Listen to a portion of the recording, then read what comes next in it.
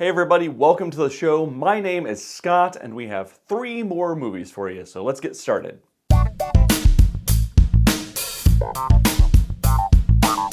The Hero stars Sam Elliott as an aging Western star. The acting jobs just aren't coming in for him anymore, and the jobs he's getting seem beneath him. Add to the mix that he's just been diagnosed with cancer, and now he's searching for meaning in his life. Meaning that he finds through the eyes of his best friend, played by Nick Offerman, and a new love interest played by Laura Prepon. The shooting style of this film is unremarkable. The screenplay is middle of the road at best.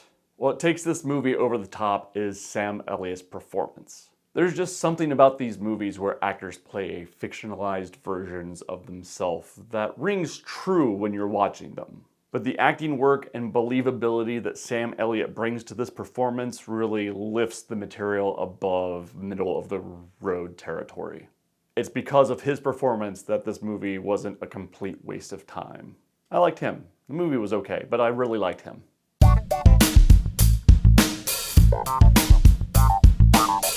And American Pickle stars Seth Rogen in dual roles. The first character is a man who fell into a vat of pickles and the brine kept him preserved for over 100 years when he woke up in today's New York City. And the other character that Seth Rogen plays is this man's only living relative. This movie was written by Simon Rich, who did a show called Man-Seeking Woman on, I think it was first on FX, but then on FXX. And if you see that show, you know where Simon Rich works. It's in surrealist comedy and absurdist satire. There's a reason why Eric Andre was on that show. So given the pedigree of Seth Rogen playing 2 roles and Simon Rich writing this film, I had high expectations for what I was going to see. And I'll just get it out of the way first. Seth Rogen is great in this movie. The special effect of Seth Rogen being in a scene with himself is seamless throughout the entire film. And he actually feels like 2 separate characters.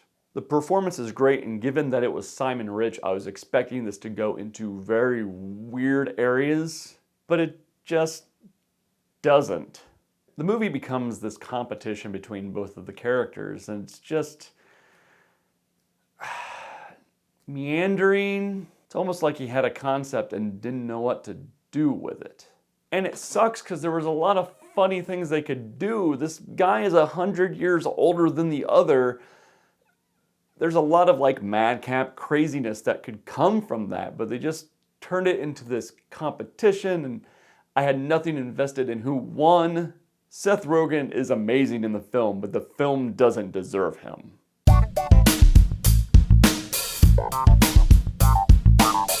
Wonder Park is a 2019 animated children's movie.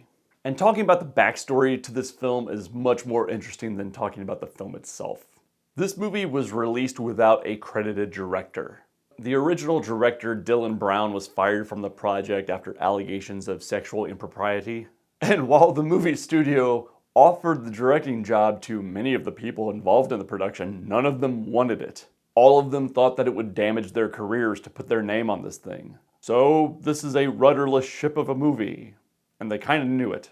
And this movie should have been so easy. Story is, girl and mom create an imaginary theme park in their backyard. It's a mix of imagination and real things. Then mom gets sick and either goes to the hospital or dies. She goes to the hospital, but it's not clear at that point in time if she's still around. There's a fade to black that's very confusing and somewhat implies that mom has died. So Act 2 is girl is sent off to math camp. She escapes math camp and gets sidetracked into an actual theme park, at least we think, that is exactly like the one she had in her imagination. And that theme park is being taken over by some bad guy, something having to do with time. So the girl then has to help the inhabitants of the park, the characters that she made up with her mom, to save the theme park. And I guess if she does that, she gets to go back to dad. This movie should have been easy, as I said. Act 1, you set up what rides are in the park, what characters are in the park. Mom either dies or doesn't. Act 2, those rides that you've learned about in the first act come back in the second act to help the characters beat the bad guy. In Act 3, the girl goes back home.